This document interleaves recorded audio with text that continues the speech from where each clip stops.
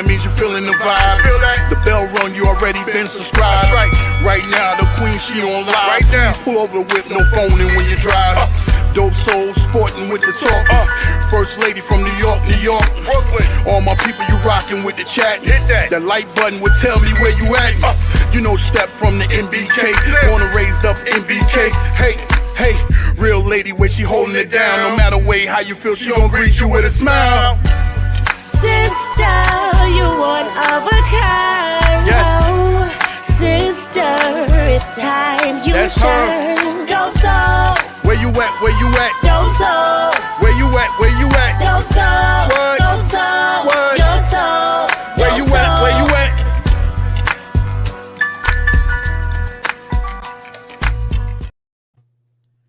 Hello, Knick family. I had to throw it back today with the original intro song. Give Knick fans an opportunity to get in the house tonight. Got a lot to talk about. My name is Stephanie, aka Queen. I'm your host. This is the Just Nickin' It Weekly Show. You know how we do. This is like a barbershop, hair salon vibe where, you know, no slides, nothing like that. We just come in here talking basketball like you do in your backyard. I'm joined by I am Jerrell, Geoff Klafter. I am Jerrell from the Die Hard Giants Live podcast. Geoff Klafter from the Happily Ever Klafter Daily Sports Blog. I wonder why our names are not. I must have. Well, I'll fix it later on. Our tagline. Jerrell, I can't hear you. I muted my mic. Okay. Oh wow, a lot to talk about. The Knicks are 2-2. You would have thought we were 25-27, but the Knicks are 2-2. A lot to talk about tonight. We're going to talk about Cat. We're going to talk about Brunson. We're going to talk about Mikal Bridges. We'll talk about Mike Brown. We'll talk about the return of Deuce, hopefully, and Mitchell Robinson, who practiced today, from what I understand. And, you know, I'm interested to hear from the panel, and I'm interested to hear from Knick fans if, you know, Milwaukee was, 2 nights ago? Mm-hmm. If we've kind of calmed down and kind of got our bearings again. But anyway, Jerrell, how you doing? Geoff, how are you? Salute, Wiz. Salute to the chat. Yeah, salute to the chat. Happy to be here, Steph. Geoff, salute. Yeah, salute to Jay Boogie on the classic intro. We miss our guy, but it's great to have Jerrell back in the house and you know the original squad here, so to speak, with you two. So I'm very excited to talk about this team. Cool. Yeah. You know, personally, through 4 games, I'm not concerned. I'm not panicked. There's some things I'm keeping my eye out for, but I'm definitely not panicked or overly concerned. But what about you two? Salute to Quiet Money. It's been a minute. What about you two? Any concerns? How are you feeling about the Knicks through 4 games? I mean, obviously we can look better, but I'm not overly concerned. I always preach first 20 games to show you your identity, and definitely to the All-Star break. But we're nowhere near either one of those milestones. So, yeah, I'm not panicked at all. Cat looks hurt to me. He said that he already had a grade 2 quad injury a couple weeks ago when the season first started, but he did. Yeah, he just looked like he's laboring out there, man. Like you could tell, like one shot in the first half. Yeah, that's not Karl Anthony Towns. Like he's not playing like himself. So other than that, I'm not worried about anything. Not yet. Okay, Geoff.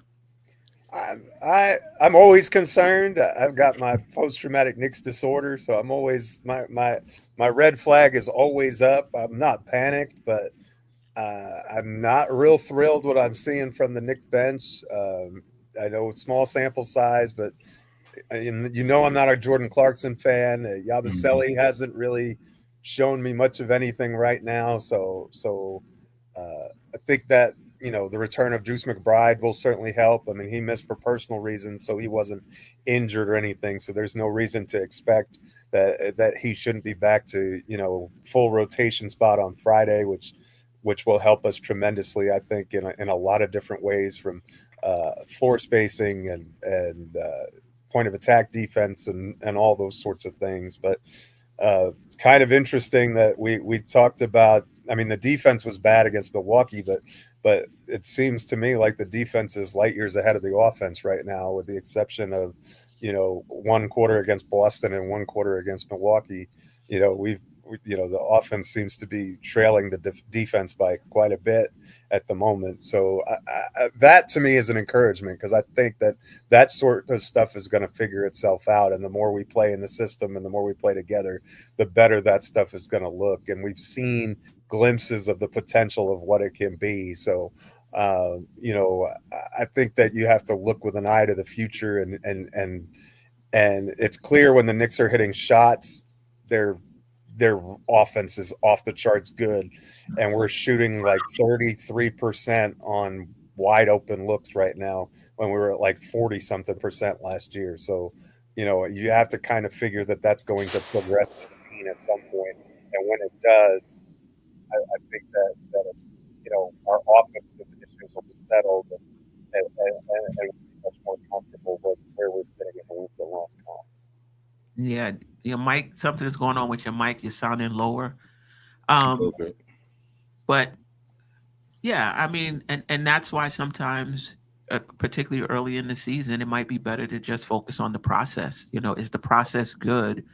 If they're missing shots, but they're getting good looks, that bodes well for us. Let's start with Cat. He hasn't been playing well early in the season, and I think the injury has something to do with this. Coming into the season, most of us thought that he would be used similarly to Sabonis, and when Mike Brown was the coach in Sacramento. Mike Brown said himself that he's going to move Cat around to take advantage of his skill set. I'm paraphrasing. Do you think it's just a matter of time, or is it possible after spending some time with Towns, Mike Brown has decided to use him in a different role or not to use him that way? Or do you think it may just be that Mike Brown knows he's just not healthy enough for him to use the way he would like to use him? None of us know, obviously, but what's your thoughts? What's your guess on that? Personally, I think it's the injury, because even Cat himself said that in the beginning of the season, before the season even started, he didn't know his role on the team. So to me, that kind of makes me think that he's just doing a little bit of everything, just like you said with Sabonis. Yeah, I think it's all the injury, man. Like, Cat don't like the way that he was moving in the first half. I did not like, and just his body language. Like, I'm not sure if, I don't know, maybe the injury is just taking a toll on him, because he is out there and he is grinding. But 12 rebounds, you can't really scoff at that. But just offensively and defensively, he didn't look himself. Like, we all know that Karl-Anthony Towns is the best defender. He looked worse last night. I mean, not last night, in the last game, than he usually does. So, yeah, I think it's the injury. And do you think it's just a matter of time? I think it's health and time, a little bit of everything. I think everybody's still getting acclimated into the system, but I think it's health, and I kind of want to shut him down. Like, I think we can win games without Cat right now. But the only thing, that's hindering him from meshing with the rest of the team as they go along, just like Mitch. I wish Mitch was playing right now too. But yeah, maybe we should shut Karl-Anthony Towns down for now. Yeah. I mean, this fan base don't seem to be they got to do what's best for Karl-Anthony Towns, not for the fan base.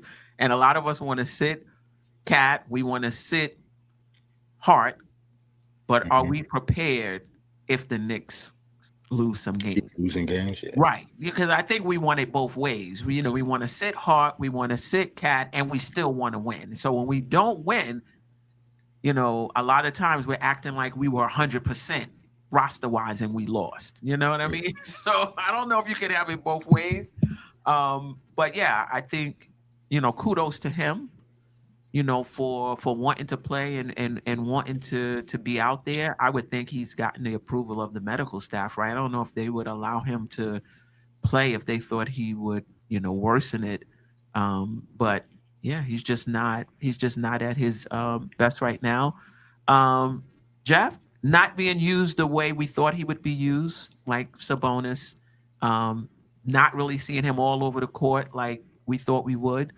You think it's just a matter not necessarily his shooting and his performance, but you think in terms of how he's used, do you think that's just a matter of time? Do you think maybe the injury is holding Mike Brown back from using him a certain way? Or do you think, you know what?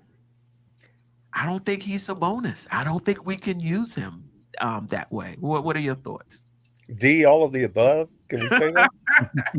I don't, Yes, you can. and the reason I say that is because if you look during the second quarter when we were clicking and he wasn't necessarily scoring a bunch or whatever, but he was making the right reads, he was making good passes, he was part of the offense and doing what we asked him to, and we scored 45 points in a single quarter.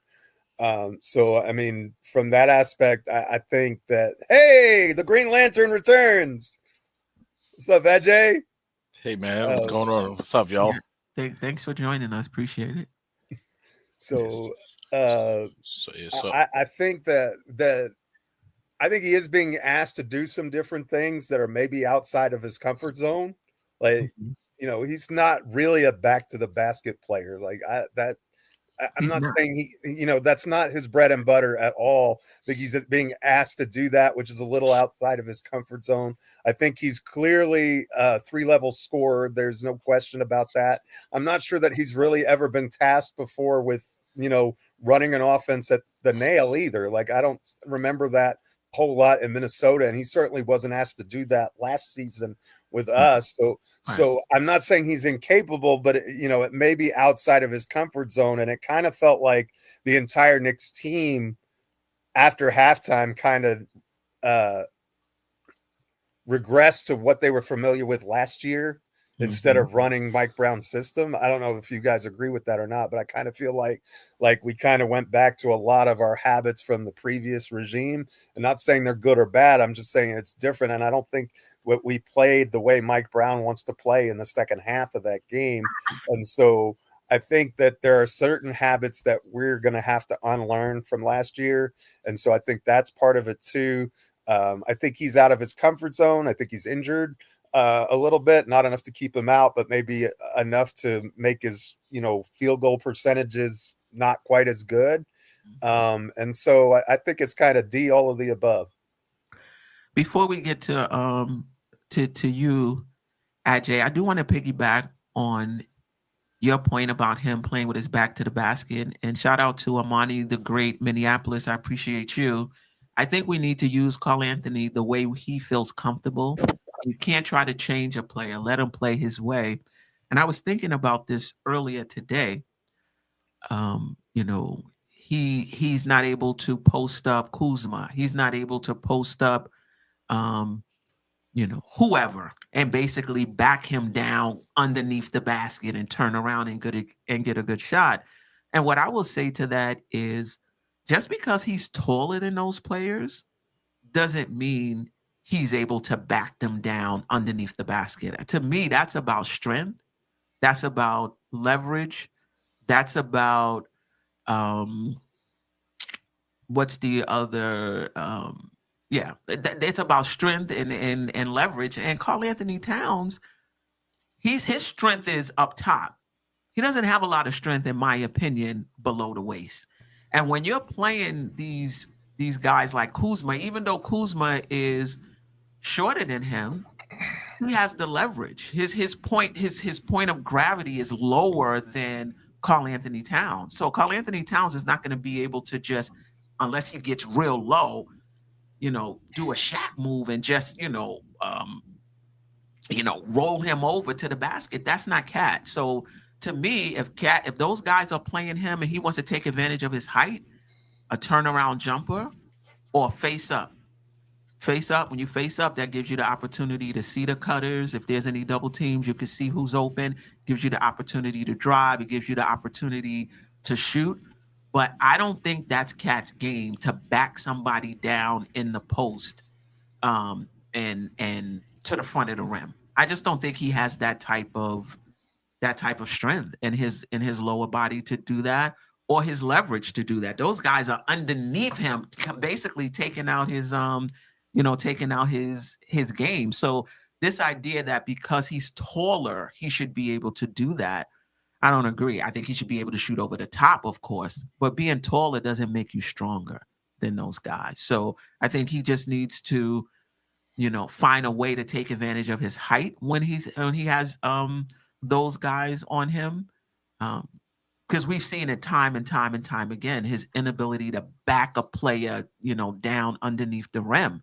That's just not him. But there's other ways to score in the low box. You don't have to be Shaq, right? There's other ways to score in the low box, and he has to figure it out. And I think he will. Just stop trying to back people down. That's just not your game. Play your game. All right. So Ajay, we were talking about. We started off with Cat, and not necessarily his. I mean, you could throw his struggles in there as well, but the question was more about how he was being used. We thought he was going to be used in the Sabonis role. We thought Mike Brown was going to move him around. Or he said he was going to move him around a little bit. And I kind of see some of that. Do you think Mike Brown has changed his mind in terms of how he's going to use Cat? Do you think maybe he never even said he was going to use him the Sabonis way? That was just our interpretation. What's your overall thoughts on how Cat's being used this early in the season? Well, first of all, salute to you guys. Sorry, I was a little bit early. Early? Shout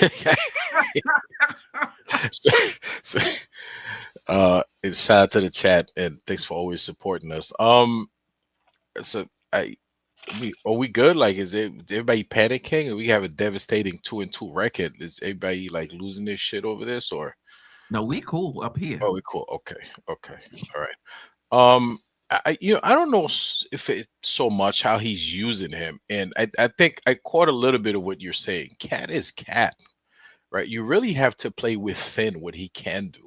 Like it's all cool and all, real cute that Mike Brown, he wants to move him around, but maybe you can't move Cat around that much. Maybe you have to play within Cat's skill set, right? What he can do. There are certain things, I don't know how many times we see in this league. There are guys who are doing things like what they're gonna do. You just can't stop them, right? Maybe you're gonna use Cat to what he can do that nobody can stop him anyway. I don't see. I mean, I think it's just he's struggling a little bit. People say he's hurt. I don't want to hear this nonsense. Like, if you hurt, you can't play. Just don't play. You know what I'm saying? I'm trying to hear that. It's just that he's struggling, and that happens. Like, players sometimes they have a couple of bad games in a row. I think he's just having a couple of bad games in a row. It's just something that happens. I let me see. I can't. There's not. I don't see anything I could point to that say the coach is putting him in the bad position to win, or in a bad position to play. There's nothing blatant that the coach is doing that's I could say the coach is not using him right. I don't see that, at least not yet, not through 4 games. So I'm just gonna have to see a larger sample size, see more examples of what he's trying to do. But granted, I don't see him doing anything different from what Tibbs is doing. Maybe Cat is just the same player that he was obviously when Tibbs was here, and the coach is trying to use him within the skill set or within his capabilities. It's just is what it is. So yeah, he is struggling a little bit, and obviously that contributes to us being 2-2.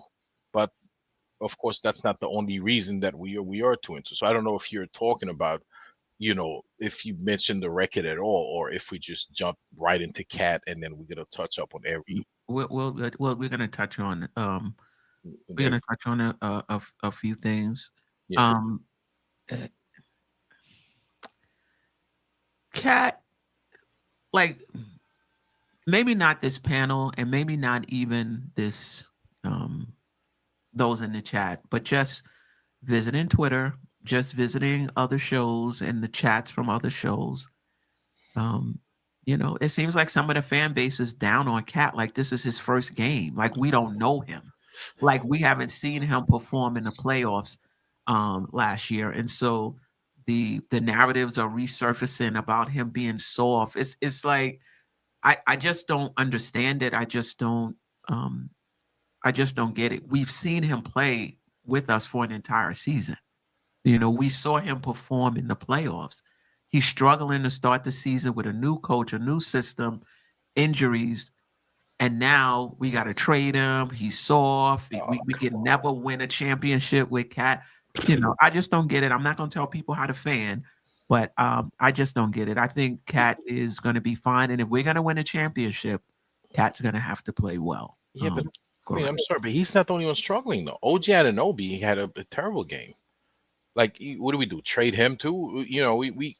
This is just how it is. And thank God this is happening in the beginning of the season. Let's just get that out the way. Get those bad games out the way from. And I don't think it's going to be too often. You're going to have like three of your main guys not performing well. So, I don't know why they focusing on Cat as being the only problem. I will say this also, Ajay. I don't think Mike Brown is putting Cat in positions not to succeed. I don't know if Cat is being utilized the best way he can be used, but some of that, again, I think is just due to circumstance, just not having a full roster, not being able to play 5 out all the time.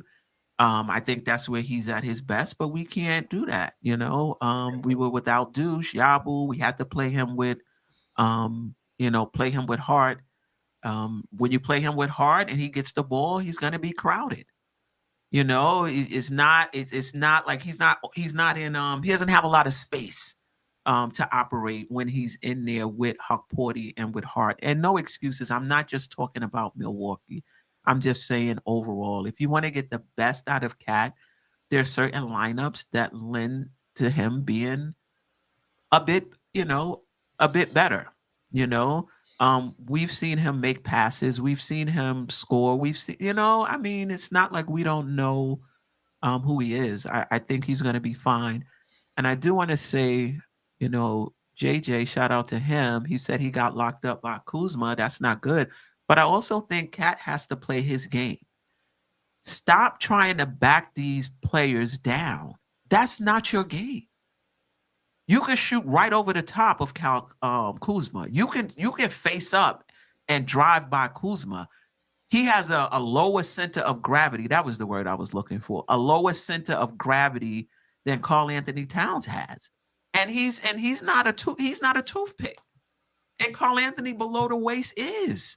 So stop trying to back these guys down. I don't think he has that advantage. His advantage is the height, not the strength. And I think he needs to use that more. And I think if he does, I think it'll be he'll be better in the post. Now, yeah. Anyway, that's all I have to say about that. Cat will come around. Everybody is pretty confident. Yeah, for sure. Yeah, definitely. Yeah. Do you think with as well as Bridges has been playing, is it possible Karl-Anthony Towns becomes a third option? I didn't know you was going with this. Neither did I. Yeah, I know you dumbed him down to number 3. I'm just saying, is it, it's because it seems like the offense has been optimized. I don't know if it's been optimized for Bridges, but Bridges is handling, the ball more, and Bridges is being put in, situations that's advantageous for him in terms of handling the ball, creating for himself, creating for others, and he's shining in that role. I don't know, Steph. That's tough. I can't answer that right now. Since he doesn't look comfortable, I guess the natural answer would be, yeah, he should go to number 3. But I don't know, the type of offense that we have. I don't see it yet. Not yet. Like, I'm not ready to say that yet. Yeah, neither am I. I was just curious to what you guys thought. Yeah, I think honestly, I think the people who are down on Cat are the same people who was always down on him. They was just waiting for a chance to come out the hole. Yeah, I don't think he did. I don't think he got no new haters or nothing like that. I just think if you either like Karl Anthony Towns' game or you don't. I think that's pretty much what everybody like. None of these dudes are rookies. Like Cat been in the league for a very, very long time. You should know how he plays by now. Yeah. I don't have any concerns about his confidence either. Mm-mm. I don't have any concerns about him getting caught up with the fan base and that impacting him at all. No, me either. Yeah. All right. Anything else on Cat? I want to move on to well, let me just shout out the chat a little bit.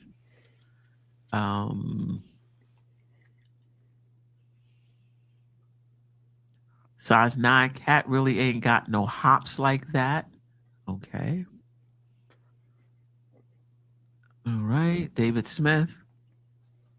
Tibbs used Cat much better by letting Cat play center the whole year. Look, Cat is playing, for the most part, Cat is playing center. Mitchell Robinson has not played the entire, has not played in the regular season so far. And when Hawk Porty plays 10 minutes a game. Right. So when Cat is in the game, he is at the center position. Am I wrong? For the most part? He played center last game. Like Shamit started, didn't he? Yeah. I mean, he's getting ample time at the center position without Mitchell Robinson in the game and Hawk Porty playing, again, 10, 12 minutes a game. Sherwin, Cat hurts the team if he's not scoring. I disagree because I do think he still has gravity, though. You still have to account for him when he's on the floor. And after all this, he still is a good rebounder. Also. And he's leading the team in rebounding, and rebounding matters. That's part of defense. You have to close out a possession, right? And you close it out with the defensive rebound. So, yeah. Coach, not an issue. Cat will show his worth when it counts. I don't know. I'm just not concerned about him. If Cat didn't play, everyone would call him soft. Yeah, true. Are you talking about because of the injury? Yeah. To be honest, I didn't like the fact that, like I said this last show, I didn't like the fact that he actually disclosed his injury. You did say that. I absolutely hated that. I hate that for any player. That's not a Cat thing, though. Right. Shout out to Benjamin. I almost missed the super chat, Jason. Appreciate you. I may be alone on this, but we need an upgrade from Hart. I know he's a fan favorite, but for $20 million a year, rebounds and effort plays is not enough. I mean, I'll let others comment on that, but I just really disagree. I just feel like as a Knick fan base, we have such a really short memory. You know, Josh Hart had one of the best statistical seasons last year. He broke Clyde. He was averaging triple doubles. I think he had 9, which is a franchise high, if I'm not mistaken. He played very well against Detroit and who was our second round opponent? Boston. Mm-hmm. He didn't play well against Indiana. And now everyone is so down on him. And now he didn't play in preseason. He has a thumb issue. He's playing with a splint. His handle is not even. I mean, he lost the ball, fumbling around with the ball because of the finger, I think, in Milwaukee. So it's like we're not giving anybody any bail. Like the fact that he didn't play in the preseason, no bail. His injured finger, no bail. He played well last year, except for Indiana, no bail. Tom Thibodeau was the one who chose to play him 469 minutes a game. It was Tom Thibodeau who decided when they put the center on Hart not to go to a different lineup. That's not on Josh Hart. Now, there's some roster construction issues there too, right? Where a coach has to choose between rebounds and shooting, right? But still, he still could have went to that lineup more. So I just think we need to give Josh Hart a break. right now, he's struggling. Yeah, he is. He's not himself. But again, no preseason, splint on the finger. He's no longer in the starting lineup. So now he has to gel with whoever he's thrown in the lineups with. Let's just relax. Let's not act like 20 million is how many percent of the cap at this point as well. It's not a huge percentage of the cap. It's a good point. Art is going to be fine. Cat is going to be fine. But are they playing well right now? They are not. They are not.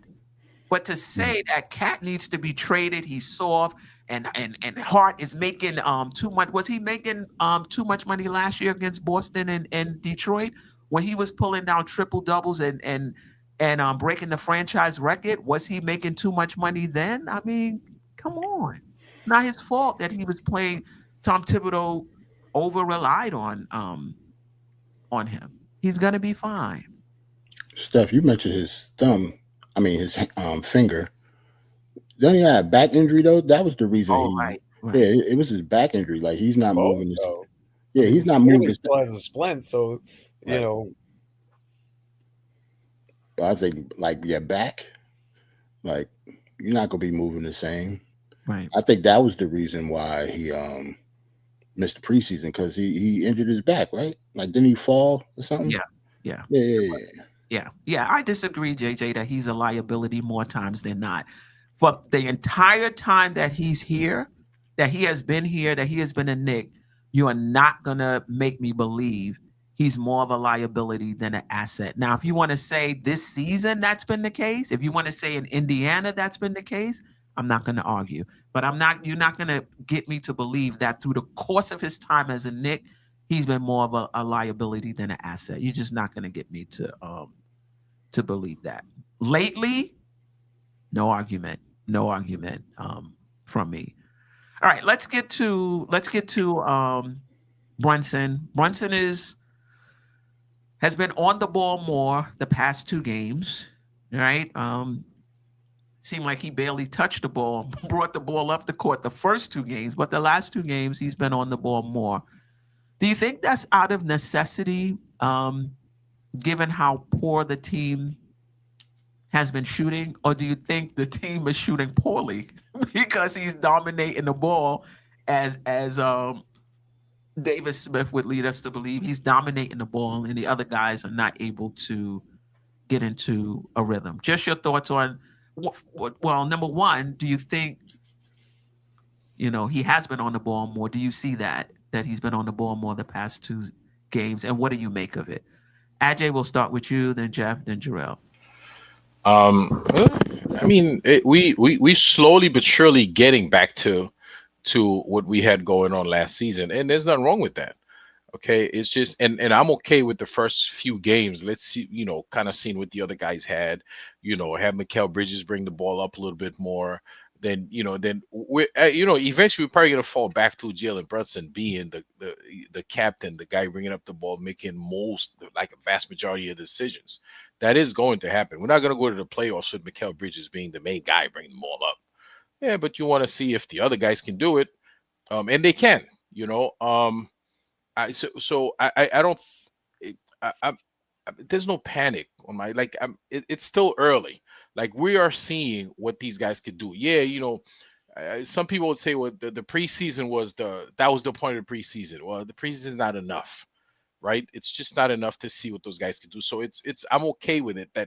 And there are gonna be some games too, depending on the matchup, that Mikal Bridges bring the ball across the line like a little bit more.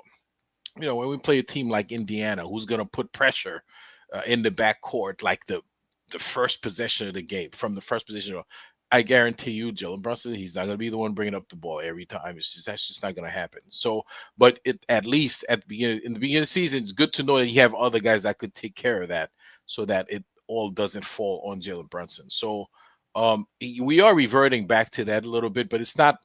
I think that was always the plan. But you always want to see your other options, right? And this is what we're doing. You also want the other teams to know that, yeah, you could waste your time trying to pressure him, but we have other guys that bring the ball up. So yeah, we have other options. So if you go into the game like and your main plan is like let's take the ball out of Brunson's hand, that's probably not a good plan anymore because we have guys that the coach trusts to bring up the ball, and you letting them know that no, I'm pretty comfortable with Mikal Bridges bringing up the ball. So he is reverting a little bit back, but I don't think that the plan was to him not to do that to begin with. Yeah, I'm really comfortable with Mikal. We'll get into him a little, talk about him a little later. I also like his decision making. Like more often than not, he's making the right decisions with the ball. Jeff? I mean, Brunson, the last two games, we'll just say, well, he took the most shots that we lost. So obviously, because he took the most shots, that's the reason that we lost, right? But he was also knocking them down. Like he was highly efficient in both games. And really, the only point of the game where Brunson played poorly from an offensive standpoint, and as far as I'm concerned, is after he got hurt and he stayed in the game. Like that down the stretch, the last 6 minutes, he did not look like himself and have the full burst, whatever you want to call it. But I mean, when he has it going, like no one says like Giannis is taking all the shots. What's going on? Or Wemby is taking all the shots. What, like nobody else gets that credit. Like if you're on and you're a star, do your thing. Like why? That's the best offense you have, especially when Towns is shooting 1 for 9 in the second half. Who else are you going to rely on? Who else was making shots? Nobody outside of Mikal. So like, again, we were right there and we had a bad last 6 minutes of the game. And I think that's part and parcel because Brunson was not at 100%. I don't know if it was his groin or his knee or a hamstring, whatever it was. He did not look right after that point. I think you can make the argument that Towns hasn't looked right, and we're minus 2 other rotation players as well. 3 if you count Yabusele, who he is on the team, Jeff. So, like, but not only is he on the team, but he would be getting rotation. Like if Yabu is healthy, he's getting at least 14 or 15 minutes. That's not, that's not even debatable, right? And so he wasn't there, Mitch wasn't there, Deuce wasn't there. That's probably 65 rotation minutes that you're minus, and then you've got Cat with an injury and Brunson with an injury, and we're still like right in the mix at the game on the 4th game of the season with a new coach and a new offense. So, the circumstances haven't been ideal, and could we have won the game? Sure.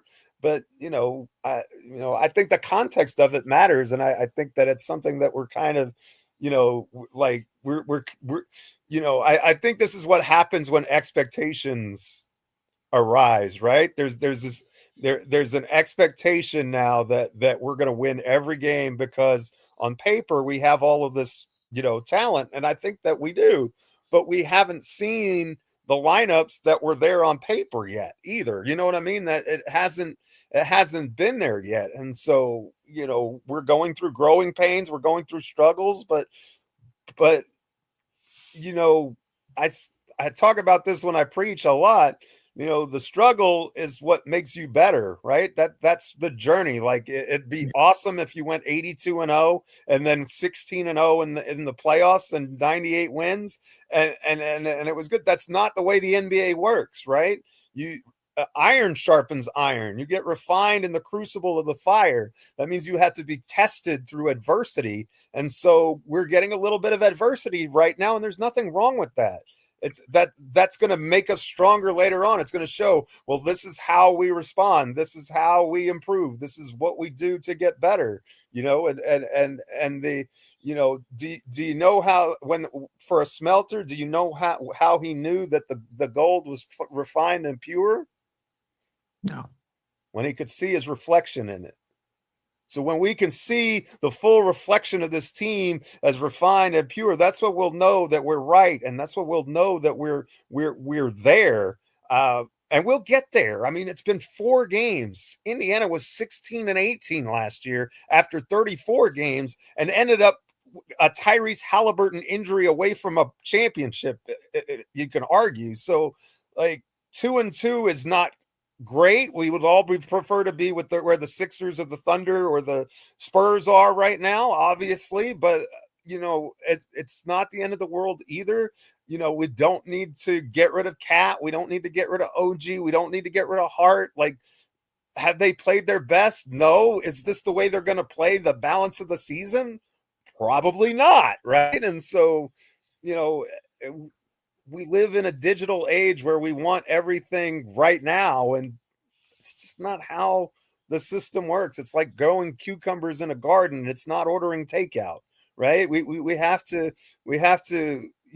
give it time to we have to water it. We have to give it time to grow. We have to see what happens with it. Now, is it possible that everything goes wrong and it's a disaster of a season? Yeah. We saw that under Tom Thibodeau, right? We had a 37-win disaster of a season, even under his watch, right? So it's happened under Leon Rose. No team is immune from that happening. But, at this point, I don't think we've seen anything that's a red flag that says, based upon the people that we've had in the lineup, there's, it's not like we're at full strength. Everybody's playing at their peak and we're losing to terrible teams, right? Every team that we're playing against so far has been pretty good in their games. Milwaukee has played well. Cleveland and Boston are both playing decently, and we beat both of them. And Miami has played well for the most part themselves. And so, road games are harder to win. So it's going to be a process. And I think what we've seen is that when the offense does what it's supposed to for 4 quarters, and eventually it will, then you're going to start to see some fireworks. Then if we can get the 120-point offense and maintain the 110-point defense that we have right now, that's going to be a pretty dynamite and fun team to watch. But right now, we don't have that. We're not firing on all cylinders. We're firing on 2, and we're an 8-cylinder vehicle, and that's tough. Right. I do want to. I want to just, to your point about Brunson, and before we get to Jerrell, I was reading an article in the Daily Knicks by Dan Favale or Favale, I don't know, Dan Favale, and he said during the without Brunson on the court, the offensive rating is plunging by 15.4 points. And the Knicks are shooting 38.3%. And during those stretches, Karl-Anthony Towns is shooting 30.8% and 25% of his 25% of his threes. So he is getting some time without Brunson on the court, where he's the primary or secondary option if he's in there with Bridges. And up to this point, he just hasn't been, playing well. And maybe Brunson does feel like he has to carry a little bit more of the load right now until the offense is consistently running well. Jerrell, your thoughts on Brunson? Do you think he's ball hogging back to his on the ball ways, or what's your thoughts on Brunson through the first 4? Man, Geoff was up there preaching. How am I follow the cucumbers in the garden line?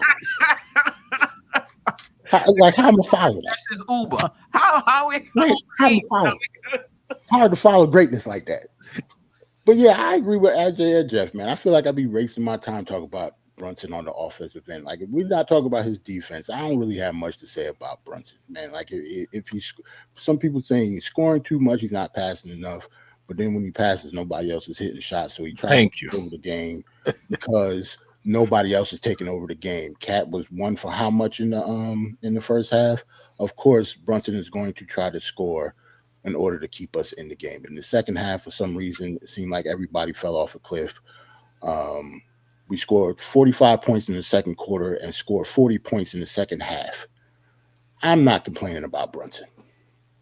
We can move on. I'm good. Yeah. Cat's issues I don't think are tied to Brunson. Can he get more shots? Sure, we can. We can get him more shots.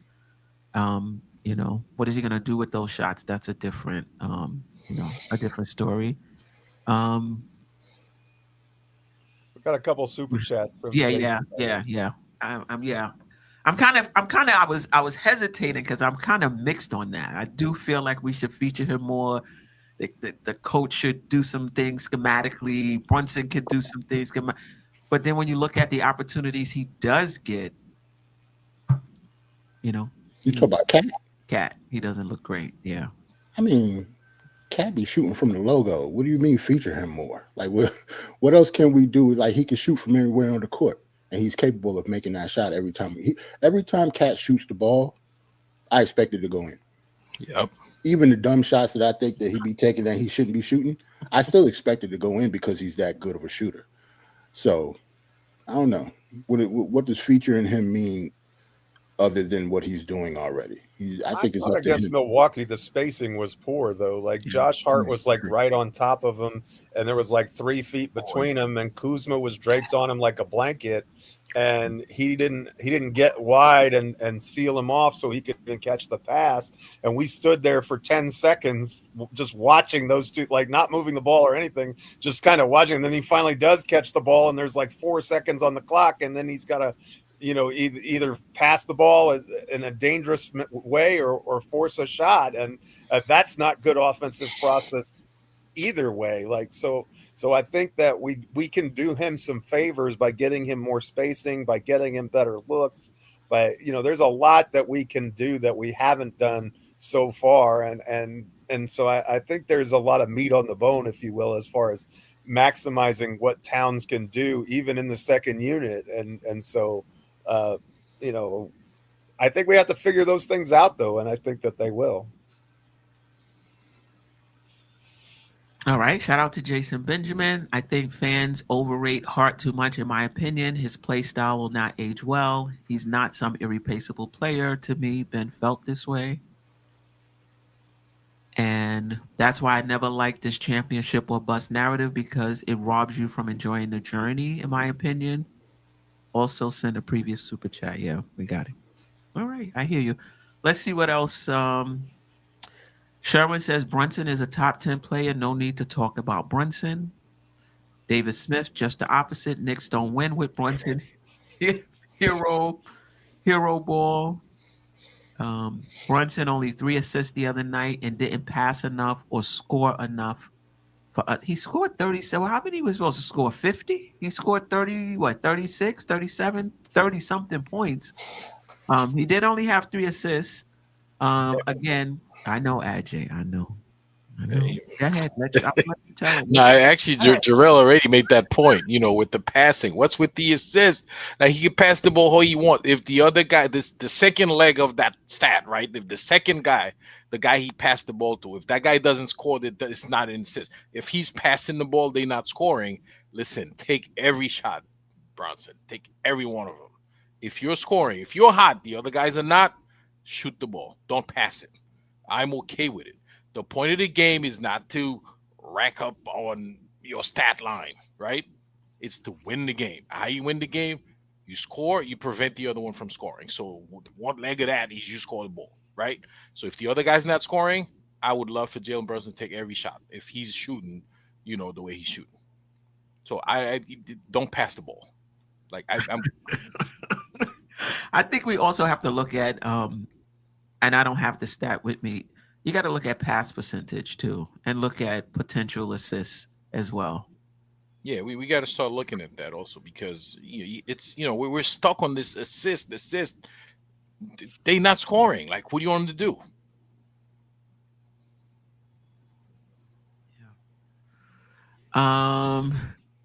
JJ wants to know, why does OG escape criticism? Oh, I not from me. Like, we could talk about OG. Yeah, we're gonna talk about OG. I'm just seeing if I miss. Oh, I'm looking in the wrong. Okay. A-Train. I've been a Knick fan for too long to freak out over a 2-game losing streak to begin the season. That's what I'm talking about, A-Train. in that 17-win season, listen to two early wins. we was excited. We were 2-2 to start the season. Oh boy. Queen, they don't understand. This is so good. That 17-win season, I watched every game to the final buzzer. Do you know how painful that was? Like every game. Yes, we know how painful it was. You don't Yeah. I mean, we were all right there with you, AJ. You don't get a gold star for. But this is so good right now. This is great. We're living a good Knicks times right now. Amen. Who else can create if not Brunson?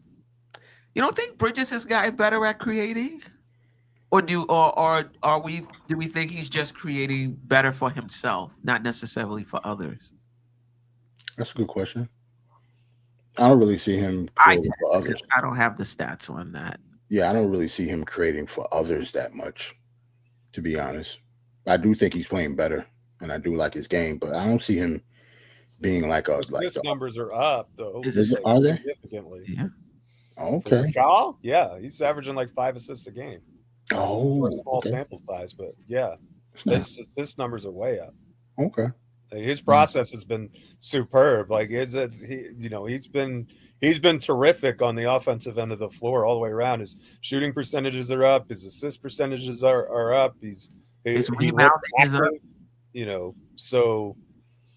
He looks like the player he was in Brooklyn and Phoenix. We're giving him more responsibility and he's taking it on. He's even in the Milwaukee game, he was pretty good. So yeah, I think he had 11 rebounds in that game. Was it 11? I think he had 11 rebounds. And that's as many as he had all of last season. So that was really good. He was 24, 11, and 6, 39 minutes. Yeah, Mikal is looking good. We only have 3 players on this team that can create their own shot consistently: Brunson, Bridges, and Clarkson. That's it. He's inefficient. He's whatever you want to say. He can create a shot. Everyone else, they can do it here and there. I think OG, to his credit, has gotten better. I know we don't like his handle, but I've been watching OG Anunoby specifically since we've been talking about his handle. He squares up and he takes his guy off the dribble, and he's making those shots. His handle may not be tight. He may not be able to get away with that in the playoffs when things tighten up a little bit, but watch him. He is facing up and putting the ball on the floor, getting into the lane for his little pull-up or the spin and laying it up with the left off the glass. So if he don't have a handle, nobody's told him. Nobody's told him, because he out there rocking, getting to the basket, taking his guy off the dribble. So yeah, we might have to put OG Junior, the junior ball a basket creator. He's improving in that area. All right.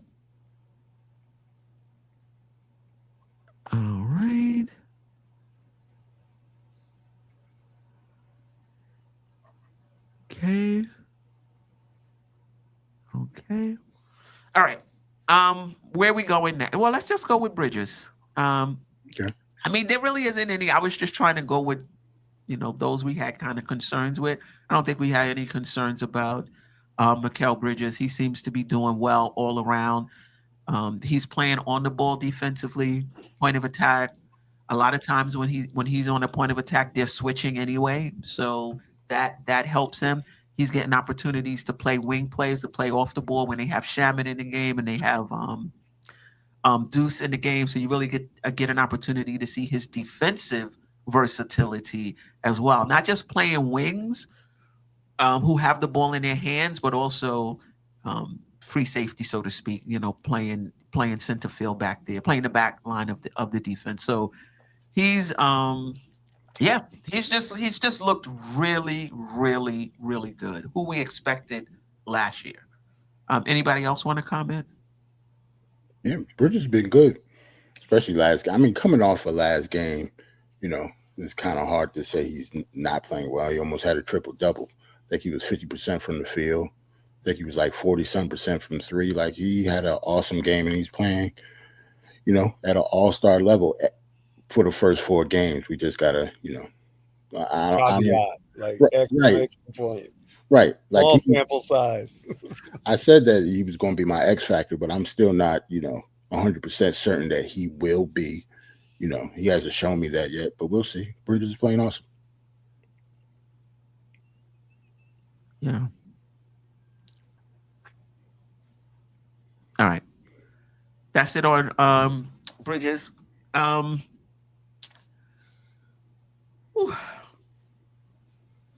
Mike Brown or the bench? Okay. What have you seen from Mike Brown? We'll say the bench. So we really didn't talk about OG though. You mentioned him. Okay. Yeah, I didn't really have him on my list, but we could talk about OG. I guess because they talk about him in the chat and why fans don't really, you know, speak about him negatively. I think OG is wildly inconsistent on offense. Yeah. Like Simeon looked better on offense than he did. Like I know you said his handle got a little better and he's confident in it, but he maybe need to use that handle a little more. I mean, he was 3 for 11 last game, shooting 27%. 1 for 6 from the 3. Like I know he had a hard task with dealing with Giannis though. That takes a lot out of you. But from a consistency standpoint, I need him. You got to give me at least double-digit scores every game. Like he scored 9. Can we get like a consistent 13 to 16 points from OG Anunoby? Because if we can't do that, then I don't want to have the conversation. Is he the next this? Is he the next that? Every time he has a 30-point game, we talk about can he consistently do it? He has not been that type of player his whole career. So I don't like. I think we should stop expecting OG Anunoby to have like, you know, it seems like we want him to have breakout offensive games all the time. But like the sample size that he has in his career, he has not been like consistent on the offensive side since he's been in the league, and I don't think he's going to be. Yeah, I just think he's been quacking like a duck for like 8 years. like what are we talking about when it comes to his offense? I think his skill set has gotten better. If you want to say he's not consistent from game to game, I'm not going to argue with that. Okay, I'm not going to argue with that. But watch the games. I've because we talked about this. I think it was week 1 or week 2. And I've been specifically zoning in on him when he gets the ball. I'm not saying his handle isn't shaky, but what I am saying is with that shaky handle, he is getting where he wants to get on the floor when he puts it on the floor. And he's pulling up and he's making those shots in the lane. The 3-point shooting is hit or miss. He's wildly inconsistent. I'm not disagreeing. I don't think his money and how much money he's making has anything to do with his offense. The Knicks, they did not pay him that for him to be a better offensive player. So we may be putting the value on if you're getting that much money, you should be scoring this many points. The Knicks did not pay OG Anunoby for offense. They didn't, right? His impact on the Knicks goes well beyond his offense. His defense is on another level. On-ball defense and off-ball defense. Is he perfect? No. Giannis cooked them. Giannis cooks a lot of people. You know what I mean? But OG's skill set is better. He just needs to knock down more of his shots. And I agree. He is inconsistent scoring-wise. He is. But that's not why they're paying him. True. You don't ask a moose to be a falcon. You just don't, right? Like he has a certain skill set that defensively and you know, if everything that he does on offense is gravy, right? If we're not expecting or paying him to be the engine of the offense, when he gets wide open looks, we want him to knock them down. And so that means that some nights he's going to get a lot of good looks and he's going to hit them. And some nights he's not going to get as many looks and he's not going to hit them. And that's consistent with what you see from him as a player. Like, you know, he didn't shoot the ball well last night. He got 11 shots though. That's not like a massive volume of attempts or anything. He just is what he is. Like I don't. I think you're not going to get blood from a stone. Like he had, what was it, Boston or Cleveland? One of those games he was really good. He had like 30 points. He looked like an MVP, like with his play, but and then he was getting thrown around like a rag doll against Milwaukee, by Giannis. I mean, Giannis was focused and locked in, and he's too strong even for a player like OG, and so his offense wasn't good, but Anunoby's fine. Like I think if you shouldn't expect him to be something that he's not. And there's enough tape on him from his Toronto days and even from his days as a Knick that he'll have some moments where he looks like he's going to be a really good offensive player, and then he's going to have moments like, does this guy even know how to tie his shoes on offense? Like that's just who he is, and I think there's a reason why he should be a 4th or 5th option on this team. Like I think that's his role offensively, and I don't think that there's a problem with it. Maybe he has a problem with that. I don't know, but as far as the pecking order is concerned, I'd much rather shots go to Brunson, to Cat, and to Bridges than to OG. But when he's hitting, but we need him to hit those open threes, though. Absolutely, we do need him to hit those. We need everybody to hit open threes. Nobody's doing that right now. We're shooting like 32% on wide open threes, and that's like with like 5-6 feet of space. Like those are shots that we hit at over 40% clip last year. Like, and they were only small volume. It was only like 14 shots a game. We're at a lot more volume, but we're not knocking them down. And again, small sample size. You kind of think with the history of shooting that all of these guys have, that those shots are eventually going to fall. But if they don't, this offense is going to look ugly until they, come up with another. They either have to come up with another method if they consistently prove they're not going to hit those shots, or they, something's got to change. But for now, coach wants them to launch with spray and pray, as I call it, and see how that works for us. But I think that the 3-point shooting will get better. That doesn't mean we're going to shoot 60% every night. But I think if you shoot 40%, if the Knicks were shooting 40% from 3, they would be 4-0 right now, right? And because they're getting wide open looks from there. They were shooting just league average, right?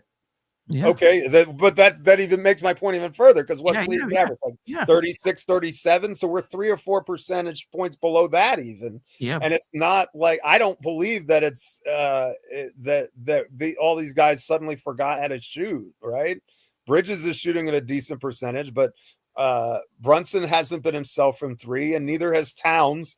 And OG's been inconsistent, as we said. So, I expect more from them, but I also think that 4 games is a small sample size. Let's give it time and see what it looks like. And if they're still struggling after 25, 30 games, then maybe it's time to do something else and figure something else out. But I honestly think it's just that you got to allow things to progress to the mean, and I think that they will.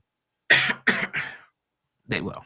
And I think at the end of the year, OG is going to average anywhere between 16 and 18 points. Okay, it's going to be 9 points one game and 28 points the next game, but it's going to average out by the end of the season. That's just OG. 100.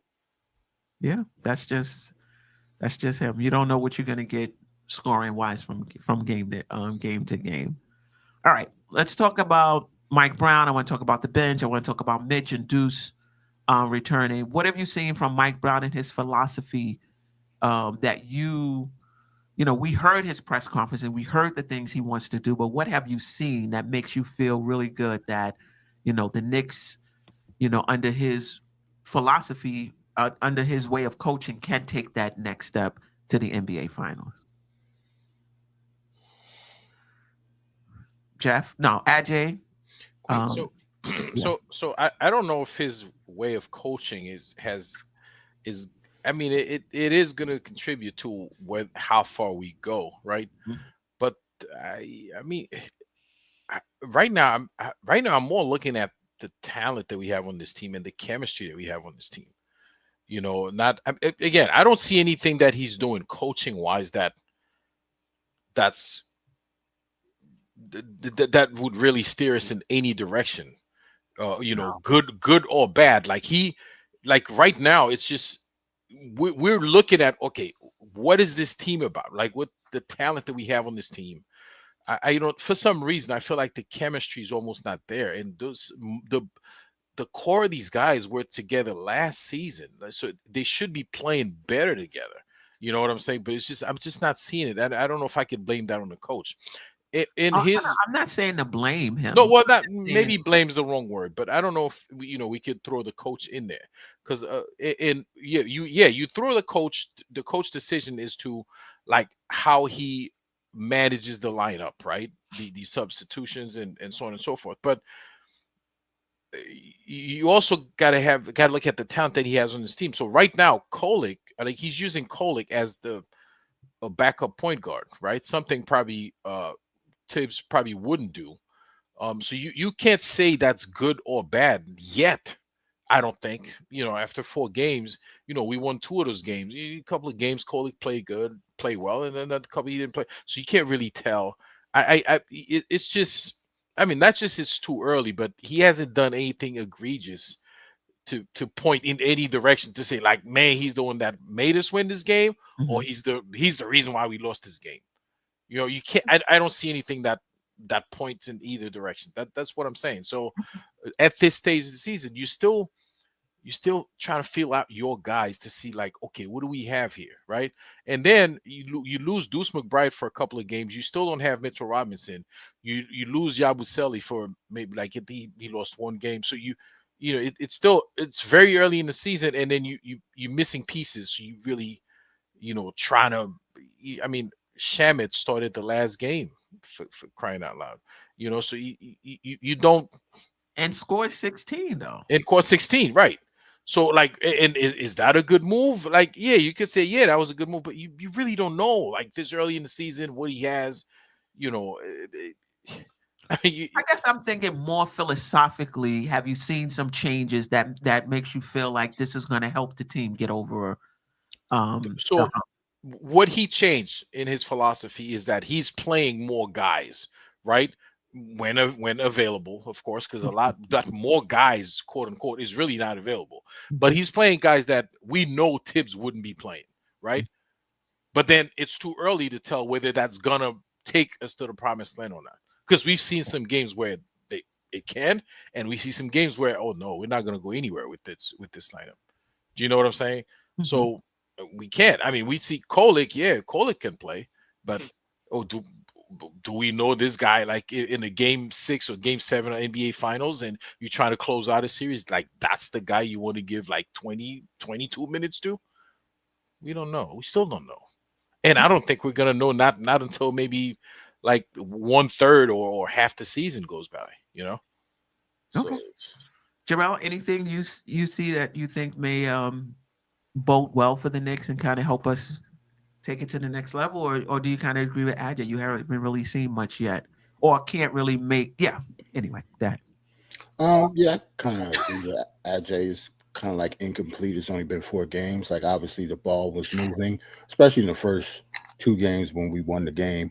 Yeah, our defense might look a little better, maybe, but it's like, that's hard to tell. And with players shooting the way they've been shooting, especially from 3,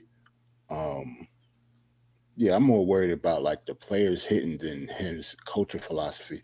We shoot a lot of 3s, like a lot of 3s, and since we're not hitting, it makes it look ridiculous how many 3s we're actually shooting.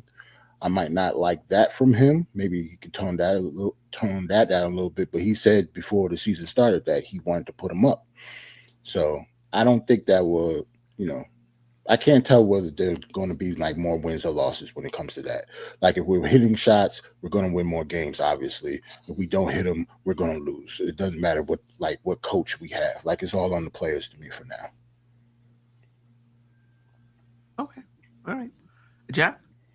Well, I think that you've noticed, even when we haven't had players, he's been pretty strict with the 9-10 guys, right? He's had 10 guys playing regardless. So I think that you're seeing definitely an increased use in the bench, even if the guys who we have out there aren't necessarily the guys that we want out there. So I definitely think that is, you know, a change in philosophy, if nothing else.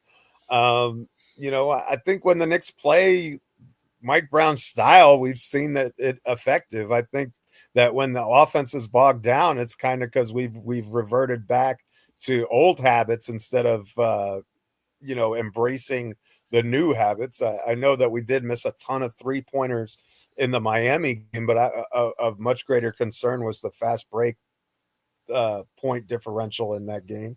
And if you want to say that's because of long rebounds and pushing the pace, I'm not going to disagree with that either. But you know, they're getting quality shots. That's what I've noticed. And over the long haul, when they're in the modern NBA, I think if you get quality shots, eventually they start to go in at least league average rates. And when you see that happen, this team is going to look a lot better.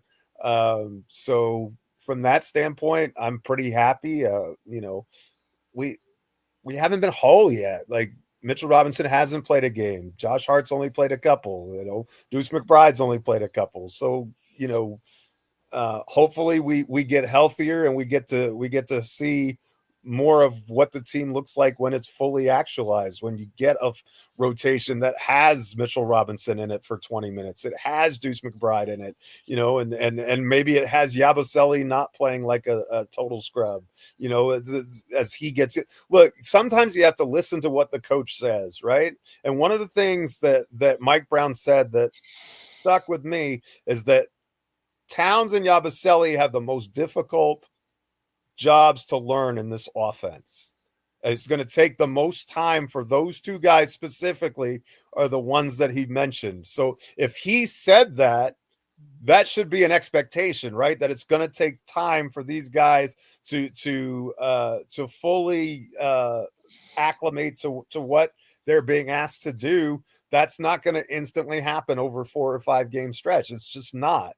And so, like, bumps and bruises, whatever you want to call it, we've been through that, and so we'll go from there and see what happens. I you know, Mike Brown is not amazing, but I don't think he's the reason we've lost our games or won our games. He's competent, but he's not like you know, a lot of it's on the players, though. You know, players got to make plays. How often do you say that about crunch time shooting, like clutch time shooting? We've got to make plays down the stretch in these close games. You know, he can't be out there doing that for us. You know, he has to decide who's out there. And I think some of us were disappointed in the Bucks game because it was the closing lineup that Thibodeau always used, and it proved ineffective. So, but again, you're minus 3 guys that potentially you would throw in the mix there, right? And so.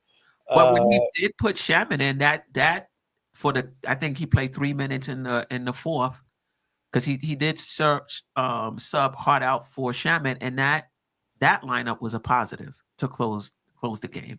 Probably something he could have went through sooner, but maybe he's thinking rebounds too. You know, maybe he's, you know, making that decision between rebounding and shooting. Yeah, I'm not sure. Yeah, I listen, the fact that he's playing 9-10, I think helps the team. I'm really looking forward to see how that plays out over the course of a season. The fact that Bridges is activated and on the ball more, I like that philosophical change. And so far, there's early dividends there. I'm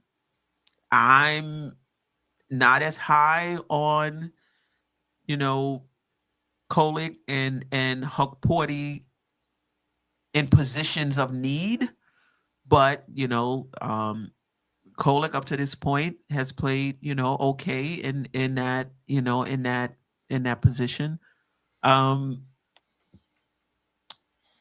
We'll see about if he's gonna, and we'll talk about Mitch in the bench next, if he's going to continue with the idea of the double big and starting Mitch, or if he's seen enough that make him want to change that up and start Deuce.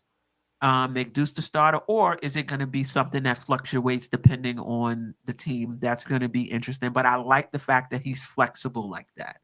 You know, Huck Porty started one game, didn't even play the next game, then he was back starting the other game. So I do like that flexibility in his philosophy when it comes to starting lineups. Let's see, let's see where that takes us. But I've seen a few things that that I really like. But again, it's 4 games, so we shall see. The bench hasn't played well overall, and it's been a bit disrupted to say the least, right? With Deuce and Yabu out.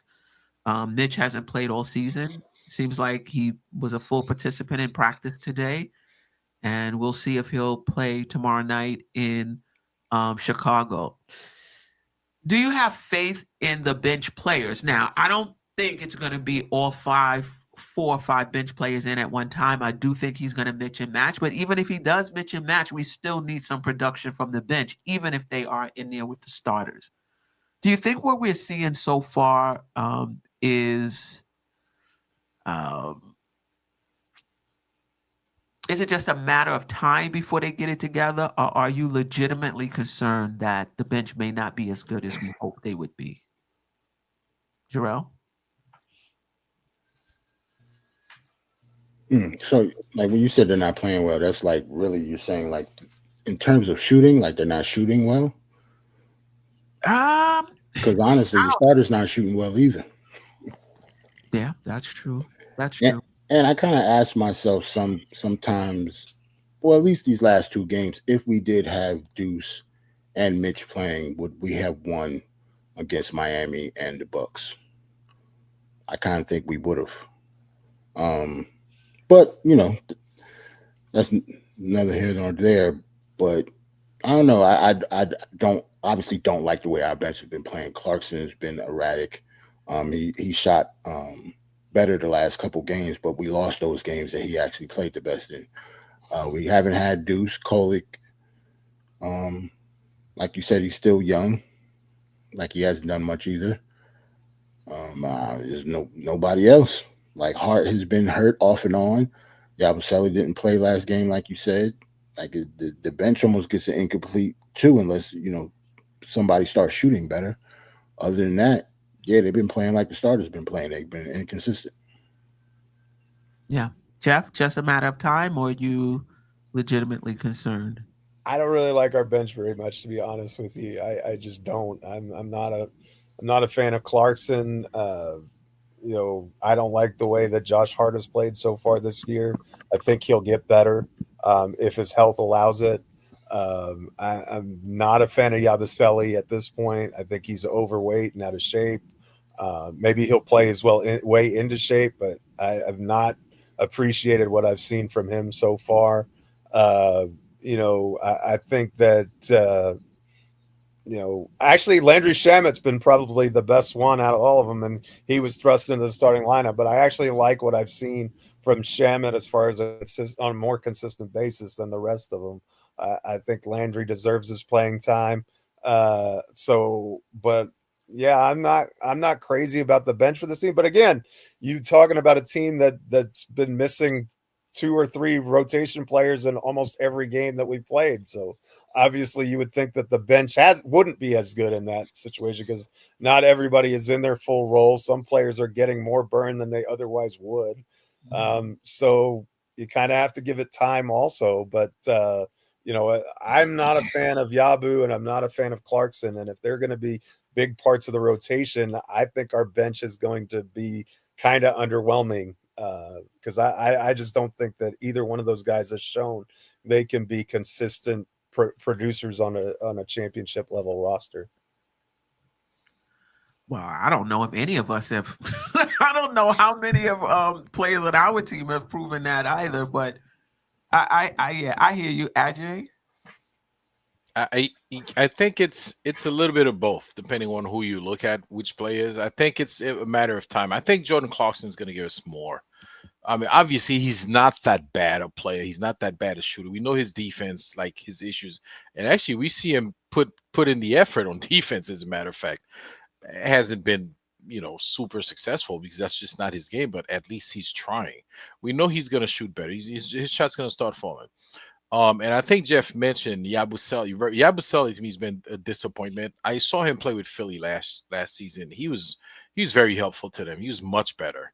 I'm not seeing the Yabusele that has played that I saw last season playing with Philly.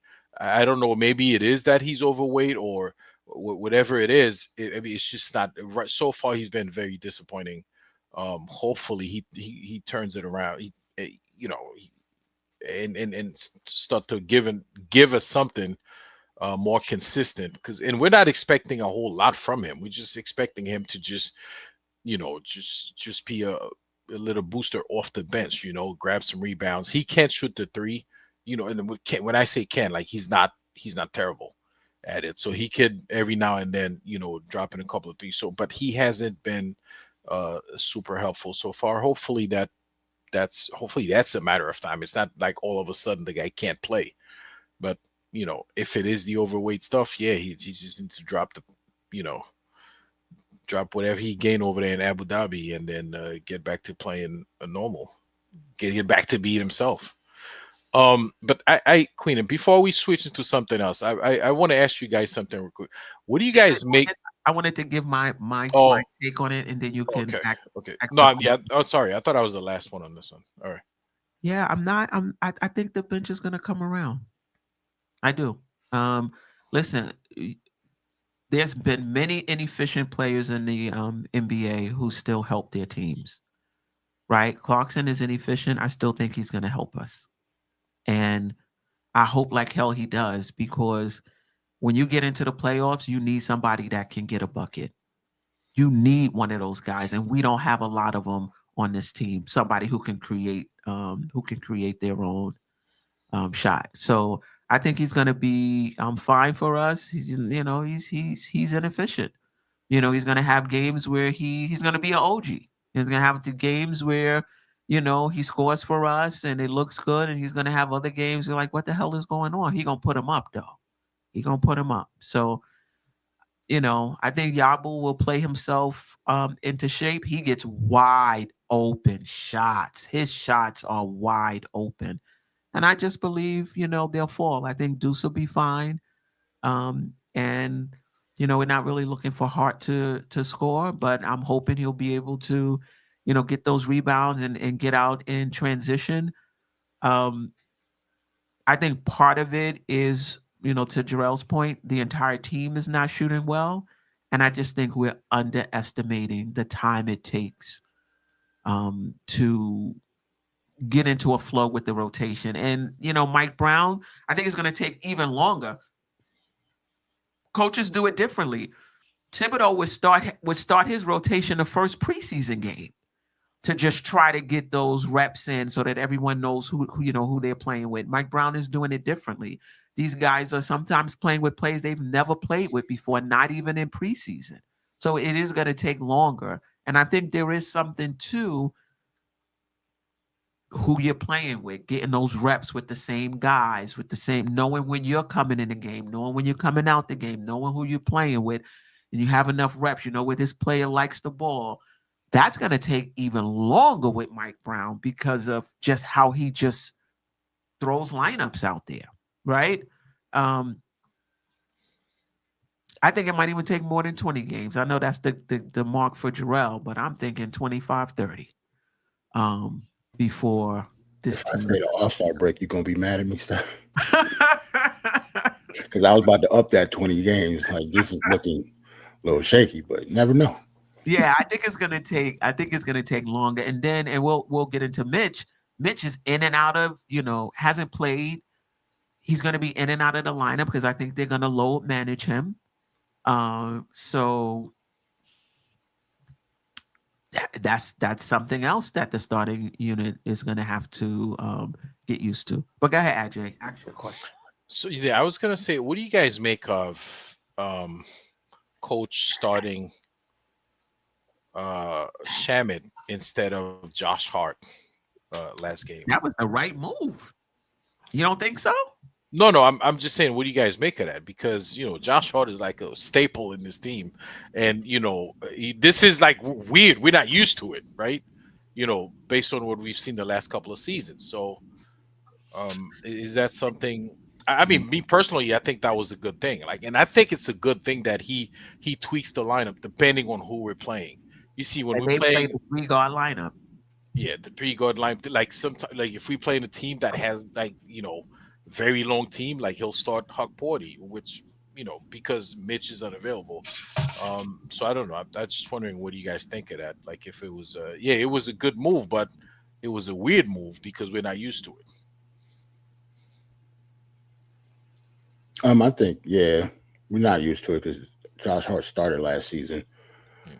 But I think it might be a conscious effort for him to come off the bench, regardless of who starts. I think he probably won't be one of them. Yeah. Maybe it's like a conscious effort that he needs to come off the bench, just the type of way that he plays. I don't know, one of the few people that can initiate offense. Like, who would, like, without Deuce, it's not like Deuce is good at initiating offense himself, but like, who else coming off the bench would have done it? Like, Tyler Kolek only played like 11 minutes and that was it. Mhm. So, like, one of them had to start. So I approve with, Shaman. I thought that was a good move. Mm. But I don't think nothing of it, though. I just think Josh Hart is just a bench player on this team going forward. Well, I think part of it is, you're replacing Tom Thibodeau. So one of the things that you're going to kind of do is to be able to say, look, I'm doing something different, right? I'm not the last guy. I'm my own, I'm my own man. I'm my own coach. And maybe this is why he's saying that, last year the team ran Josh Hart into the ground. This year I have a different vision for how we're going to utilize him. Landry Shamet makes a lot of sense in the starting lineup. You get to play 5 out. There's a lot of things to like about it offensively. At any rate, he's not the point of attack defender that Deuce is, so I don't think it's quite as potent. You might argue that he's a better shooter. I'm not sure what the numbers say about that. I'd have to look that up. Sample size is probably small because he didn't really play a lot of minutes last year. So, but Shamet did a good job in the starting lineup. I don't really have a problem with how he played. I think Deuce is fine in the starting lineup too. I think Deuce gives us a lot of advantages, especially with point of attack defense. I know that's not really as much of a thing against Milwaukee just because Giannis is their de facto point guard. And so, it's not like, you can pressure the ball 94 feet, but they're going to get the ball in the big guy's hands and everything's going to run through him. So you can't really put a small on him. We don't have a big who can guard him, much less a small. So, I think all of that has something to do with it. And so he's got to make a distinction to show that he's not the same as the old coach, but he also has to have the success rate of the old coach. So there's a lot of pressure to win, and there's a lot of expectations, and that's not the easiest situation to be thrust into, and that's why he's making the kind of money that he is. Mm. You're muted, Queen. Muted. He sure looked like Tibbs closing with Josh Hart. Okay. You're right. My bad. All right, let's get to Mitch. Mitch practice and he may suit up. I'm pretty sure they may see how he responds to practice today, how he responds tomorrow. But what's your expectation of Mitchell Robinson when he does play? Do you think he starts? How many minutes do you think he plays? If you want to get into your expectations of him for the rest of the season, you can do that as well. Jerrell? Steph, I'm about to head out, so Okay. this will be my last question. Okay. Yeah, I think, to be honest, I don't think Mitch is hurt. I think they're just leaving him out. Like, for me, I think Mitch might play like half the season. I think they're leaving him out, purposefully. So, low chances of him to get hurt. I think he's perfectly healthy now. I don't know. His social media post seems like he's healthy. He's just waiting to play. I think it's a Knicks decision, not Mitchell Robinson. When he comes into the game, or when he actually starts playing, I don't expect him to start. But if he does, I think that's fine too. But I think he's going to come off the bench and be Mitchell Robinson. I don't think, I think his game will look the same. He's going to be an awesome defender. He's going to do everything that he does well. And I don't know. I don't really care. I don't think I'm worried about Mitch. I think when he comes in, I think he's just going to be Mitch. Like I like part of the type of game that he plays. Like I don't expect him to have some type of offensive explosion or, all of a sudden do post moves and jump hooks and stuff like that. I think he'll, man the paint, offensive rebounds. I think he was a better defensive rebound last year when he came back from injury. I think Mitch will be good. I don't think he's going to start though. Wow. Yeah, that's interesting. I don't think he should start. I just feel like he's going to be in and out of the lineup so much. Just solidify your starting lineup. Let Mitch come off the bench when he does. Come off the bench when he plays. He plays. When he doesn't, he doesn't. But that starting unit is getting the reps. Right. That they need. All of that being said, I don't really think it matters. I think the lineups is what matters the most. Are we going to get those 5-out lineups? Are we going to get those double big lineups? As long as we're getting them throughout the course of a game, it really doesn't matter to me if we start 5-out with Deuce or we start double big with Mitch. It doesn't matter. Just at the end of the night, those lineups got sufficient reps is what really matters to me. Ajay, and then Geoff, just your expectations of Mitch. Do you think he'll start? All right, Jerrell. All right, see y'all next week. Yeah, see you next time. Peace. Is he gonna start against Chicago? I don't know. I doubt that he's gonna start. And like you said, they're gonna load manage him. So the first game, if he plays tomorrow, he'll probably play less than he's gonna end up playing. So tomorrow, I'm not expecting him to play a whole lot, depending on who's available. Is Yabusele back tomorrow? And allegedly, he's back tomorrow as well. I think so. Oh, full compliment. Okay, all right. Yeah. Here we go. Yeah, so Mitch is probably going to be like a test game tomorrow, so I don't expect him to start, and I don't expect him to play like too many minutes either. It's just like kind of get his feet wet and see where he's at. If he gets the okay to start tomorrow, and if he does, he's just going to be, we know what we get from Mitch, right? He's going to be the guy. He's going to be guarding the paint. He's going to be setting up those high screens and just like you said, nothing new, nothing different. And he is going to help the team with the time that he's on the floor. So, yeah, for sure. Geoff? So who is this Mitchell Robinson character everybody's talking about? Does he actually exist? Is he real? Of course, of our imagination. I actually think that he might start and just not finish. Like I think they may throw him out there for 12 to 18 minutes tomorrow just to kind of let him get his feet wet a little bit. He may be in the starting lineup just to kind of give the Bulls a different look and solidify the paint defense while he's out there, and just for 3 or 4 minutes, and then you bring someone else in. I don't think he's going to get a ton of minutes right away. So I think that he won't. I mean, he'll probably get like 15 minutes or so, and he may start, he may not, but I just think that he won't close, and that's really the important thing anyway. Is not if you start like Huck Porty started, but he didn't close, right? And so I could easily see Brown going with a similar philosophy to that. And so that's where I'm at with Mitch. I think he's going to help, though, in the time that he's on the floor. He brings a different dimension that this team desperately needs, in my opinion. Yeah, for sure. Lee! Salute. Queen. Yeah. Listen, I DM'd you. I texted you. I was like, can I hop on? I've been watching the show. I've been thirsty to hop on, man. Yeah, I didn't even see that. So yeah, I'm glad you did. How are you doing? I'm good, sis. It's good to see you, Queen. Good to see you as well. Yeah, I see that. Wow. The Dope Soul crew, man. Much love. Hey, man. Salute, bro. Good to have you, brother. Good to see you. So he writes like 8,000 articles per day. Like he's on everything. Like he posts all this stuff on X. I'm like, does he ever sleep? Like, bro had like 4 articles come out in one day. I'm like, dying to get one out a day, and I'm like, how's he doing that?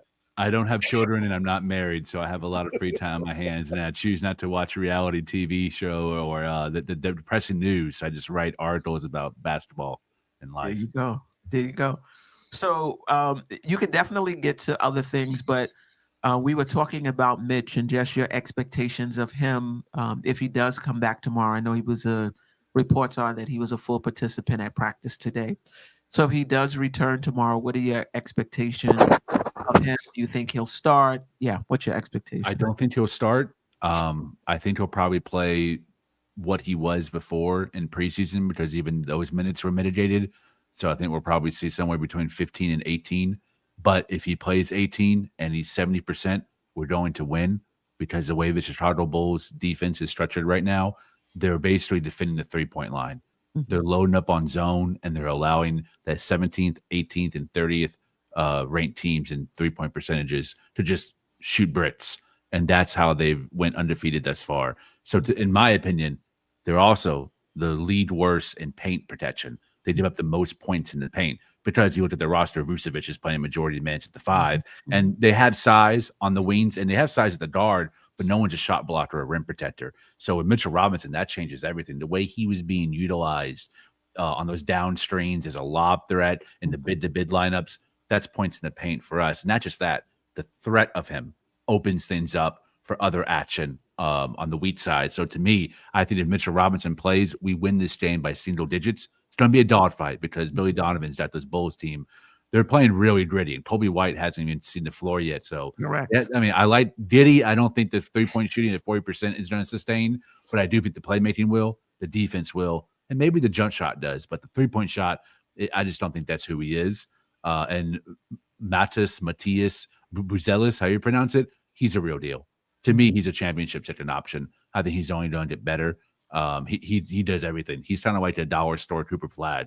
He's got a great all-around game. He plays ferocious defense too. So they got Trey Jones. I can't remember that point guard. I think it's Trey Jones. Trey Jones.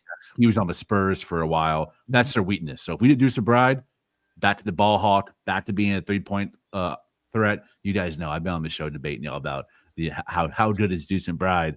I'm a way bigger fan than Queen is of Deuce Bride. I think he's the real deal. Yeah, he's two inches too short, but I think he's still highly effective with the wingspan and the shooting prowess. I think we win if Mitchell Robinson plays. If not, boy, we need a cat that we haven't seen yet under Mike Brown for us to win if Mitch doesn't play. Yeah. Thoughts on Cat under Mike Brown? How much of his struggling is schematically? How much of it is just Cat being injured or adjusting to the system? From what I've heard, he's in pain. Okay. From my media, I got one media contact in Chicago that, in New York that has told me that he is struggling with pain, and trying to deal with the pain and play through the pain. I think most of his Knicks fans are on Twitter. They listen to what the fans are saying. I think the perception of him being soft is something that he's really trying to shed and fight against, and he's going out there playing pretty banged up. Josh Hart too. So to me, I would prefer he rest, but it's hard to say that and do that when Mitchell Robinson is not available. Right. So I would love, if Mitch was available, I would say rest him. Let Hot Porty and Trey Jameson III did a lot of minutes, even play Diawara at some 4. But we don't have that luxury right now with Mitchell Robinson kind of being, I don't know, is it an injury? Is what's happening? I'm not really sure. Right. But I think the schematics of Cat, he's being put in the right positions, but the reads aren't there yet. The flow is not there yet. That's going to come, man. It's 4 games, right? Is Paolo Banchero really a bum because he's below average on almost every single metric? I saw at the online Fire Day that he's below average at every single regard of basketball. Come on. Right. That's let the season play out. We'll see if the Chicago Bulls probably don't make the playoffs. Maybe they make the play-in. Well, they're undefeated right now. These things aren't going to sustain. So let's just be realistic about this. Cat will find his way. Maybe he's not as efficient as he was under Tibbs when he was playing the 5. Maybe he's a little less efficient at the 4, but he'll be okay. I think we can still win the championship with him having some issues on the defensive side going throughout the season. Yeah, for sure. Queen, let me ask Lee something. And you mentioned something about the chemistry, right? But what do you make of that? I mean, because the core is really still the same. I guess you put one guy in there, maybe either Huck Porty or Yabusele, but then that throws the chemistry all off to the point where Cat is like a little bit lost, and he's not. I mean, not lost, but hasn't been playing great. What do you make of that? I think the offense is less featuring. Last year, there were set plays where Karl-Anthony Towns, we really saw this in the playoffs, where Tibbs really tried to feature him against Detroit and Boston to success, more so to be in Detroit. There was like games where he won us a series, but players aren't really being featured right now. Bridges is getting opportunities to be on ball, and then Bridges is making the read. Do I pass it within the defense is giving me, or do I attack? And so far, he's choosing to attack. But there's also stretches where he's been our second best playmaker on the team. This is more about flow. And I think Cat is having a hard time figuring out where he fits in the flow because, as Mike Brown said, him and Yabusele, when they're on the court, they're in positions where the 3, 4, and 5 could be. So I think he's having trouble reading. Sure, he's been around some of maybe 5 of these guys for all of last season, but I think the offense is different and the lack of featuring is different because he's not getting those post-ups like he was. So he's having to make quick reads and quick decisions. And we've seen players in the past struggle with that. Like I remember Chris Webber struggled mightily. If Chris Webber had to stop and read the defense, his entire game would fall apart. But if he would in the flow and he made quick decisions off a catch, rip through, get to the rim or pull up jumper, he was more successful. Mary Stoudemire was another one. Elton Brand too. I think Cat will eventually hit his flow within this offense. It's just about getting more comfortable being off ball, more comfortable as a hub. He hasn't gotten there yet, but I think he will. Yeah, for sure. The core is the same, but the system is different. And I know, they're professionals. They should be able to pick up on this, really quickly. And that's not always the case. So we're actually at the end of the show. So if there's anything from what you heard, if there's anything else you want to comment on, you can. I did just real quick. The Knicks have a decision to make on Daddy A's option tomorrow, I believe, the 31st. Correct. And that's going to let us know how the Knicks feel about him. And I get it that this is a championship contending team and you're not developing young players to play now. But I think you still have to keep an eye on the future. So it's going to be interesting to see if the Knicks think he's one of the guys for down the line. Any thoughts on what you think the Knicks, not necessarily what you're guessing they will do, but having seen him, what would you do? With Diawara? No. Oh, But Daddy A's extension tomorrow, if they're going to extend him tomorrow. Yes. I'm okay. I think he's out of place in the NBA. I just don't think where he's at development-wise, and I'm speaking purely to aggression. We need guys who are not scared to be in that catch-and-shoot slot or scared to switch off of a ball screen, and I see a lot of hesitancy from him that I don't necessarily see game to game with McCullough, Hotporty, Diawara, Trey Jameson even, who didn't even have an NBA, a guaranteed NBA contract before this. Pacome Dadier for a lottery pick picked in the 20s. I'm a little surprised because we didn't really even see this hesitancy from any of the other picks that Walt Perrins made, from Grimes to Deuce. We saw a lack of shooting or consistency, but not necessarily hesitancy. And to me, that passivity makes me want to just move on from Dadier. I do think we could probably get maybe a second-round pick from a contender, like one that's going to be in the back end of a second round. I don't think it's like a complete loss on him worth-wise, but he's not someone that I would commit to. Of all the young kids, I've had many discussions on Twitter with people who feel very differently than me. But of all the young kids, I'm actually the lowest on him. Yeah, and it's an option. I think I said extension. I think his pickup is option, if I'm not mistaken. Ajay? I mean, I don't know if I would commit to him either, and and that's not to say that he's not going to be a good player. It's just that I haven't seen much of him to say like, this is the future of this team. You know what I'm saying? We've had other more talented players that we've let go. And like he's like, out of all the kids we let go, like he's not the one I would keep like right now because I don't see.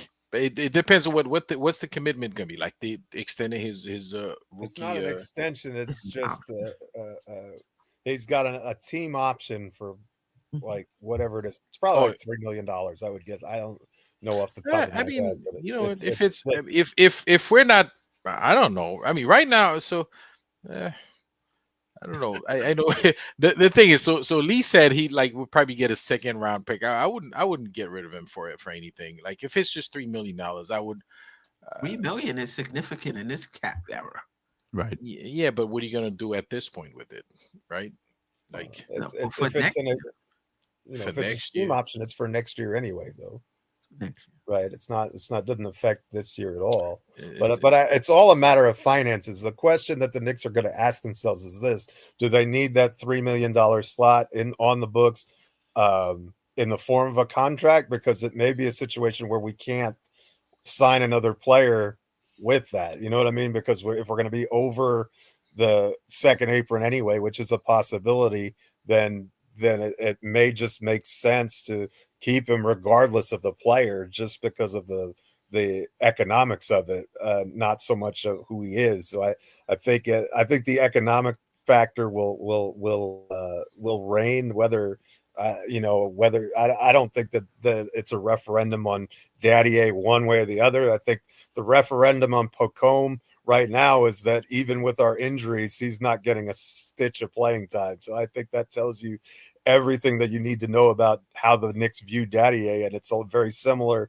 to what Lee presented when the issue first came up. But I think if the extension or not the extension, if they pick up the option, it's all about the finances. It doesn't have anything to do with him as a player. And if they don't pick it up, it says a lot about his value to the organization, because that means they don't even feel like they need his salary slot, which would be really odd, because the Knicks are, Brock Aller counts every penny. Like, he has 95 cents of the first dollar he ever, earned. So he's very tight-fisted with his money, and they don't make decisions that are going to create dead cap room or anything like that lightly. So I have a feeling that they end up picking up that team option just for the economics of it. We shall see. We shall see tomorrow. Before we get out of here, Lee, was there anything else that you wanted to comment on in terms of what we talked about tonight? No, Queen, actually, I just want to come on and show love. Phil was doing the nightcap, so I was on there talking ball with those guys, and then as soon as it ended, I hopped over here just as I wanted to give some flowers to the crew and show face and just show support. Appreciate you guys. Great ball conversation. Yeah, thanks for coming on, man. Appreciate it. Yeah, much anytime. sure. Yeah, and I'm glad that you hopped on, because I did not. My phone didn't even. Oh, sleep. The sleep comes on at 10:30. I'm an old woman. Like around 10:30, my phone goes into sleep mode, so that's why I didn't get it. Get the text. All good. Oh, Jeff, I do have a movie recommendation. Not sure if you're a Bruce Springsteen fan, but I saw Deliver Me From Nowhere, the biopic about him recording the Nebraska album, and it was really, really good. Not sure if anyone here on the panel or in the chat is a Springsteen fan, but the movie's out. It's pretty good. I'm not a huge Springsteen, but I love that album. Nebraska is one of my favorite albums. So yeah, it's a good story about how he battled through depression and anxiety. And actually, it's kind of a story about him finding therapy and getting help for his depression, which is also an interesting biopic. As someone who was born in Jersey, I may have to watch it, just on principle. I'm not a huge fan of The Boss. That's not really my speed. I'm much more into rap music and those sorts of things. But fair. If I have some time, I'll definitely check it out, only for the fact that you recommended it. So thanks for the heads up. Yeah, I was just saying, as a mental health professional, I might want to, take a look at it. I didn't know you were a mental health professional. Yeah. How do you think she keeps all of us crazies in line? Yeah. like you're just prep for the show. Like, you got me, you got Ajay, you got Jerrell.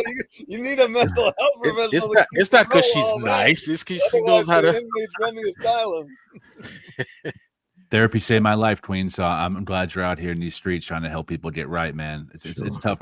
Sometimes raw dog in life without a therapist can be very, very difficult. Yeah. This show is part of therapy too.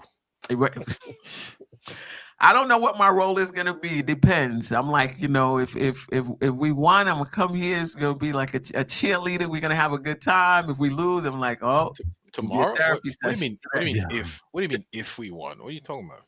no, For in tomorrow? general. Like, if Oh, we, in general. if we win, it's like, oh, we're gonna have some fun I just tonight. think we're gonna win every game. He always says Tomorrow's a dub. Like that's automatic.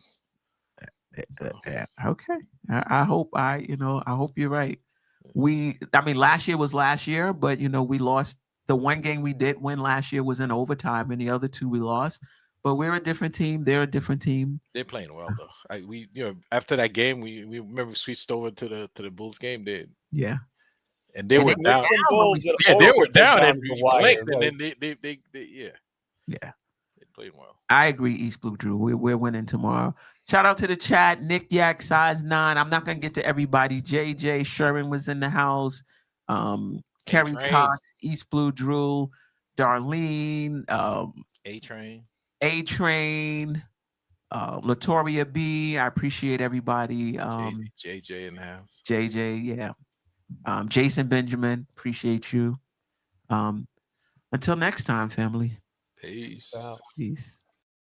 Sister, you one of a kind. Yes. Sister, it's time you That's her. shine. Don't so, Where you at? Where you at? don't so, Where you at? Where you at? don't so, What? don't so, What? you're so, Where you at? Where you at? Great.